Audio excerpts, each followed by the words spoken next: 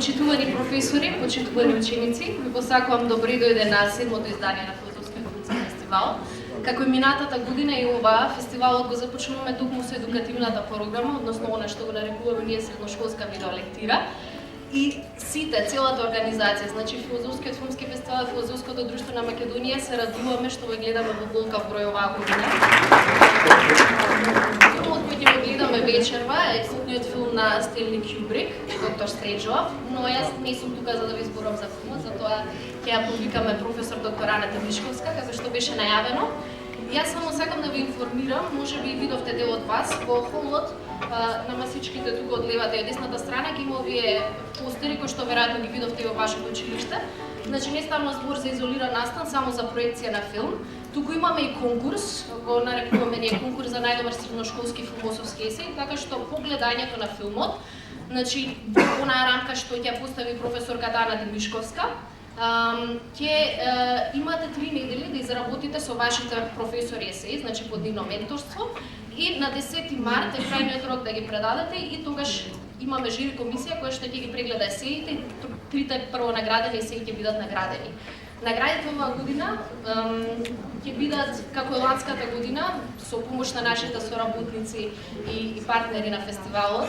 Веројатно го зирнавте тоа некаде тука дека повторно ќе понудиме 3 едногодишни стипендии од Универзитетот за аудиовизуелна уметност ЕФТА. Така што ако сакате да студирате филм, театар, музика, танц, тоа е правото место. Значи Универзитетот за аудиовизуелна уметност, тоа е една од наградите, ќе имаме парични награди, донатор оваа година господинот Бранимир Матевски, ќе има од нашиот спонзор Азбук и филозофска литература, ќе има списание од Филозофското друштво Македонија и подароци од кинотеката. Оваа година по втор пат и градот Скопје повторно го поддржува проектот, така што се радуваме што и оваа година ја продолжуваме традицијата и дека се препознава дека ова е еден убав сегмент на културниот живот на нашиот град. И нема да должам повеќе. Се надевам дека ќе пристигнат голем број на есеи на конкурсот. Темата, веројатно видовте, е доста интересна, технологијата, моќта и самоуништувањето. Можеме ли да ги контролираме ефектите на нашите пронајдоци? Затоа ќе оставам да ви зборува малку повеќе професор доктор Ана Демишковска од Филозофскиот факултет во Скопје. И ја поканувам професорката сега на сцената.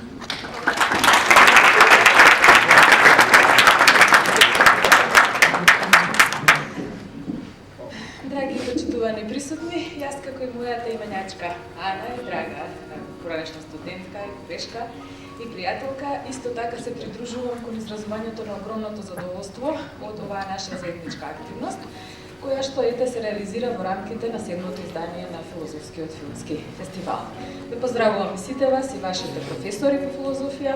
Со нив, барем со неголемиот дел од нив сме се дружиле во рамките на институтот и навистина представува огромна чест и задоволство да видиме како семињата посејани во рамките на нашата заедничка дејност, ете толку прекрасно цветаат и како нашата градина на филозофски љубовни духови се повеќе и повеќе се проширува и се зголемува. Како што веќе знаете, за ова издание на Филозофскиот филмски фестивал ви предлагаме едно заедничко размислување поттикнато од овој навистина култен филм на Стенли Кјубрик. За Стенли Кјубрик претпоставувам дека сте чуле, веројатно сте гледале некои од неговите филмови, инаку тој представува еден од најценетите и најзначајните режисери и дејци на кинематографската дејност, не само во 20-тиот век, туку и воопшто во целата, да кажем, историја, барем современата кинематографија. За неговата дејност, меѓу другото, е карактеристично тоа што тој третира сложени, предизвикувачки, филозофски комплексни теми и што честопати користи литературни предложки. Значи, голем дел од сценаријата за неговите филмови, вклучително и овој филм Доктор Стренџлов, или Како престанав да се грижам и ја засакам бомбата, значи со тој долг и провокативен поднаслов. Исто така, значи, подлогата за овој филм ја представува едно книжевно дело, кое што ја третира проблематиката на студената војна. И како што веќе гледате, навлегуваме во самата тематика на филмот. Сега мојата позиција е прилично деликатна, не би сакала да бидам некој вид на спойлер или да го расипам изненадувањето од неговата содржина и би се ограничила само на неколку назнаки што би ве возможиле да го следите филмот со пофокусиран филозофски интерес. Инаку авторот на новелата за која што станува збор, што служи како основа за филмот на Стенли Кјубрик, Питер Джордж, а делото носи наслов Red Alert, некој вид нели сигнал, последно предупредување. И со тоа на некој начин се потенцира состојбата на опасност и состојбата на доближување до определена критична граница на која моќта, технологијата и самоуништувањето влегуваат во својата опасна игра. Именно, како што знаете, под поимот студена војна се подразбира онаа форма на конфликт која што после Втората светска војна се развива помеѓу поранешните сојузници, односно се развива помеѓу двата големи политички блока, едниот предводен од бившиот Советски сојуз, а другиот од Соединетите Американски држави, во кој што во тоа заемно непријателство и трката во вооружување, особено по развитокот на нуклеарното оружје, се создава една ситуација во која што нема отворен, значи директен конфликт на овие две спротивставени сили, меѓутоа постои атмосфера на постојана закана, значи на постојана мобилизација на предрасудите насочени против идеолошкиот противник, на постојана атмосфера на застрашување и тоа застрашување со најопасните консеквенции, потенцијална масовна деструкција.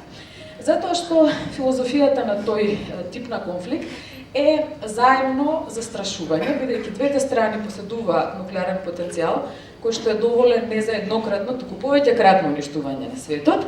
Рамнотежата помеѓу овие сили се одржува на тој начин што ниедна не се осмелува да нападне прва, затоа што во тој случај, без оглед на тоа кој би излегол како условно кажано победник од војната, тоа би било пирова победа, затоа што во таа потенцијална глобална нуклеарна војна би били уништени двете страни, а заедно со нив и целиот свет. Именно тој механизам на одржување на мир по пат на таква заемна крајна закана е познат како механизам на заемно сигурно, значи уништување и представува едно од тие најконтроверзни средства на одржување на привидниот мир. Сега, поентата во тоа е, што мислам, оригиналноста на пристапот на Кјубрик, меѓу другото, е во тоа што тој, иако на почетокот, имал намера да направи еден сериозен политички трилер, како што е всушност литературното дело врз основа на која се темели неговата замисла за овој филм, всушност во текот на работата ја сменил идејата, значи ја сменил насоката, односно го сменил жанрот, така да се каже, и се преориентирал кон една црна комедија. Значи, овој филм што ќе го гледаме припаѓа во тој жанр на политичка сатира, представен како некој вид на, како што реков, црна комедија, во која што кон овие крајно сериозни потресувачки теми се пристапува на еден специфичен начин со алатките на црниот хумор. Сега, кога по објавувањето на овој филм на Стенли Кјубрик, критичките реакции биле поделени, затоа што на негови критичари било тешко да се проголта типот на црниот хумор, кој што е критички насочен против политичкиот естаблишмент во една радикална форма, Стенли Кјубрик одговара со зборовите дека сатиричар, вели, е оној кој што има многу скептичко гледиште за човековата природа. Значи, е прилично негативно настроен, односно скептички настроен кон човековата природа. Меѓутоа, сепак е доволно оптимист за да може да се пошегува со неа, па колку и брутална и горка да е таа шега. Така што целата атмосфера на филмот, како што ќе видите, е проткајана со едно вакво чувство на црн хумор и измешана визија за човековата природа во тие нејзини два аспекта. Иако формално, значи околу крајот на студената војна, некаде се лоцира околу 90-тите години на 20-тиот век, ќе видите дека иако овој филм е потекнува од 1964 година, актуелноста на темите што тој ги третира не е намалена, дури на некој начин изголемена во условите на современиот свет, и токму поради тоа, ние и поради таа актуелност, одлучивме да ви го предложиме за заедничка работа и размислување. И тоа не станува збор само за неговата актуелност на политички план, значи глобалните геостратешки и политички конфликти, новите форми на трка во вооружување и политичка конфронтација, шпионажата, теророт, манипулацијата, сите видови на овие негативни појави на глобален план, мутираат можеби во своите форми, но остануваат подеднакво актуелни како што биле и во времето кога Кјубрик го пишува овој филм. Значи, актерите се менуваат, меѓутоа принципите на конфронтацијата за жал остануваат. Но ние, како што гледате во размислувањето за предложената тема, инспирирана од овој филм, сакавме да ја поставиме малку пошироко и на тој начин да отвориме за вас повеќе можни оски на размислување.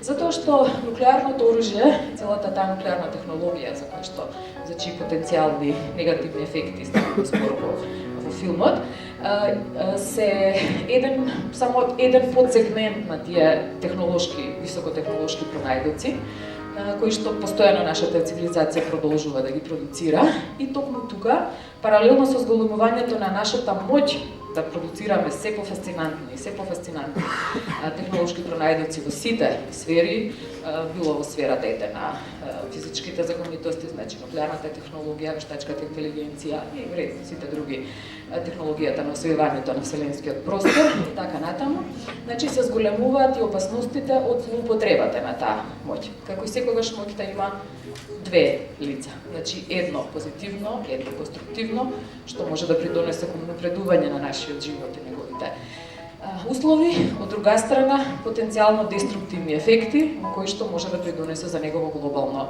уништување. Сега, затоа тука е клучното прашање на критичката свест, на свеста за вредностите, за свеста за она што го правиме како луѓе. И токму поради тоа темата е формулирана со прашање: дали можеме да ги контролираме ефектите од сопствените пронајдоци?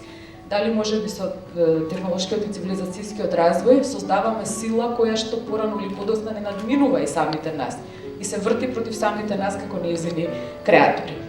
Дали можеме, дали навистина, како што вели еден познат германски филозоф и антрополог Гинтер Андерс со своето дело за стареноста на човекот, дали навистина еден од принципите на технолошкиот развој е дека штом ќе се создадат предпоставките за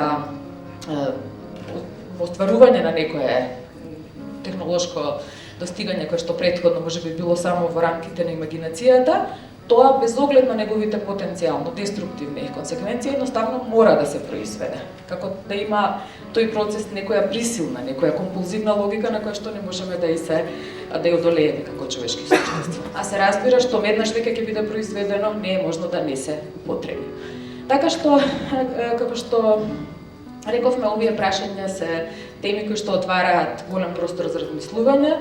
Овој политички, социјален контекст е само една од неговите можни интерпретации и во вашите есеи ја имате целата интелектуална слобода да ги развиете оските што ви нуди овој филм во она насока во која што вам ви се чини најзначајна и најпредизвикувачка за размислување. Тука секако ќе ви помогнат со своето менторство и со својата посветеност вашите професори и професорки од средношколските клупи, со кои што заедно ја осмислуваме оваа наша заедничка активност и уште еднаш би сакала на крајот да ви се заблагодарам на сите вас за вашето присуство, да ви посакам да уживате во овој филм и во можностите кои што за размислување кои што тој ни отвара и да се надеваме дека од нашата заедничка средба ќе произлезат многу квалитетни филозофски есеи. Благодарам.